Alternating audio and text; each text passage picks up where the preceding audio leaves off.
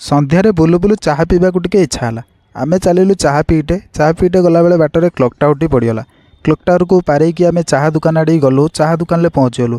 ଚାହା ଦୋକାନରେ ପହଞ୍ଚିକି ଦେଖିଲୁ ଭାଇ ଆମେ ଯେଉଁଠି ସବୁବେଳେ ଚାହା ପିଉ ସେ ଭାଇ ଜଣକ ଆଜି ଖୋଲି ନାହାନ୍ତି। ବାଧ୍ୟ ହୋଇକି ମୁଁ ସେ ସାଇଟ୍ ଦୋକାନରୁ ଚାହା ଆଣିକି ପିଇଲି। ଚାହାଟା ଯଦି ବା ଠିକ୍ଠାକ୍ ନଥିଲା ସେ ଭାଇଙ୍କ ଭଳି, ଯାହା ବି ହେଉ ଠିକ୍ଠାକ୍ ଥିଲା, ଚଳେଇ ଦେଲି।